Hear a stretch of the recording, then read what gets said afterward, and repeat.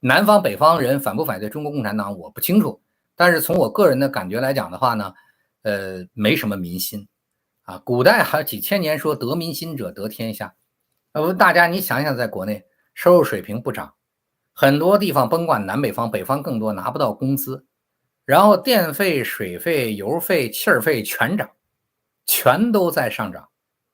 就现在没有什么，现在你看中国餐饮倒多少，原来吃餐饮的人现在都不去餐饮了。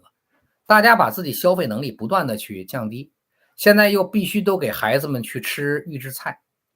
我相信逐渐做，你说中国还有几个人？股市这样，我相信股民能支持中国共产党的没多少人。房地产这样，买房的人啊，这个房奴们支持中国共产党的也应该没什么人。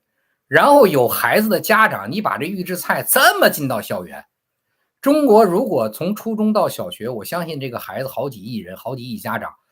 这些家长们，你说有几个爽的？有几个愿意自己孩子天天吃这个东西？还拦不住，必须吃。那就大家就想想吧，就是自己自作孽不可活，把自己民心搞成这样的。这个时候您出了个事儿，还希望大家都中国老百姓民心所向都支持？不信，不信。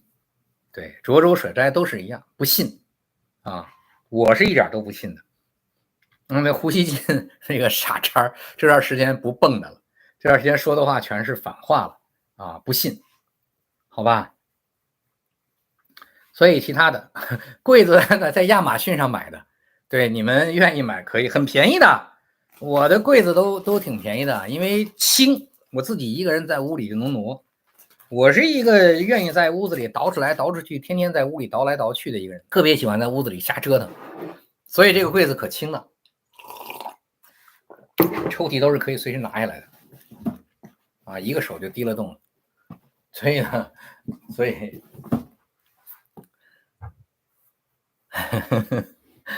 不是俄军顶得住顶不住，大家先想想俄罗斯还有啥呀？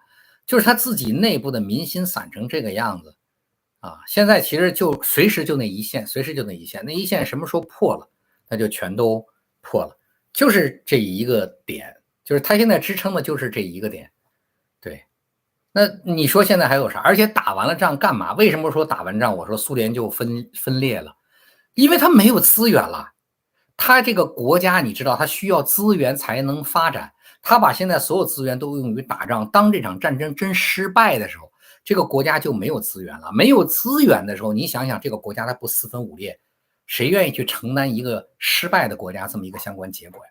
西方也要从他身上拿利益的。为什么这个战争很多人僵持不了？大家想想，西方这么多国家打这个战争，每个人都损失了多少东西啊？从最开始俄罗斯断了能源开始，那么按照列强，大家知道这几百年我们老叫列强，按照这些国家的习惯，包括打什么那个时候打这个卡扎菲也好啊，打什么东西也好，哪一个不得最后从这个国家把自己在这个战争中的损失尽可能给拿回来啊？哪一个能够忍受就这么就僵住了？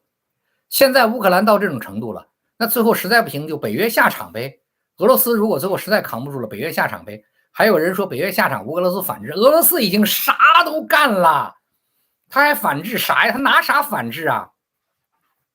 为什么普京现在着急？你看看着急，伊朗、朝鲜就疯了一样的着急，他不就是着急这些人给他提供人、提供武器、提供炮弹、提供军队吗？他要不然能急成这个样子，他为什么战争开始的时候不着急啊？他为什么现在这么着急呀？对，没用，急不来。有人都在网上详细的分析过，因为现在为什么现在你像朝鲜想支持俄罗斯拿啥支持？没有航线，只有铁路，火车现在到俄罗斯正常跑的才4节车皮，就算运炮弹，那个铁路那么陈旧，1个月的时间往来跑一趟莫斯科再回来1个月时间，15天去15天回来，就这个玩意儿，你这运炮弹，你运到前线，你能运几次？没，俄罗斯到现在很陈旧，还是靠铁路来作为主要的运输工具。核废料就是核也是一样，有人说为什么说，哎，你看日本现在核污染、核排放，到现在又做核排放了，为什么中国不说了？那中国可不是不说嘛，那朝鲜都在中国的海边上做海底的核爆炸实验呢。你们大家有机会查一下核爆炸的残余物。咱们都知道陆地的要核爆炸，那个残余物啊，核爆炸的地方，为什么在中国所有实施核爆炸都是鸟不拉屎的不毛之地在那儿核爆炸？不是光因为炸弹，是因为核爆炸后的残余物形成的东西。核爆炸以后去勘探都是多长时间之后带多少装备才能进到核爆炸多少区域内？人现在朝鲜都在中国的海底下做核爆炸试验，就这个玩意儿。所以为什么最近大家都知道中国的海边上很多地方你们买的民用东西，人家说放在这块这个辐射仪这么高，你们看看人朝鲜，就是中国还能说人家日本的事儿，真的把这个朝鲜的核爆炸这个事儿、核试验、核爆炸试验的事儿兜出来，那比日本精彩10000倍。中国老百姓，你们在海边上，我告诉你，什么不孕不育啊、畸形啊，跟大家讲讲啊，就是在山东这边上跟日本跟朝鲜接壤的，你们自己去，将来自己去体会吧，将来自己去体会。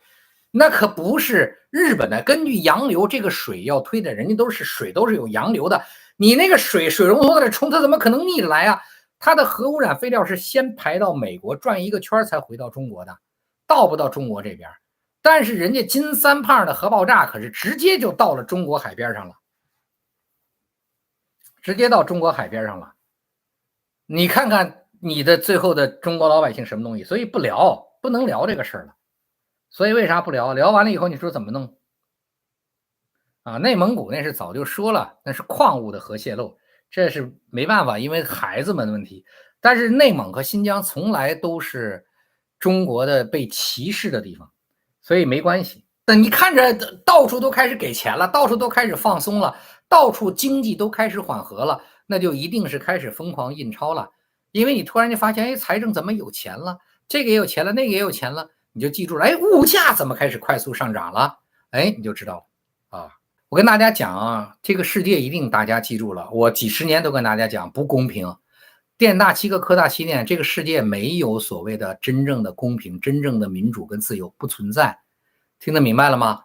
哪儿都一样的，法律只是尽可能保证大家在一个规则下生存。这个世界永远都是有背景、有资源、站得高的人来影响下面的人。但是要看站得高的人，他们制定的规则是让这个社会尽可能的公平、尽可能的自由、尽可能民主，还是就为了他自己的统治来制定的所有的规则啊。所以呢，在这个世界中呢，大家还是要努力的向上走，人往高处走，水往低处流，好吧？啊，所有的在没有规则下的所谓的公平，都是强大者给弱小者的怜悯啊，在没有规则下面的东西都是如此啊，所以呢，一定希望大家努力往上去走啊，这个是一样的，没办法啊，没办法。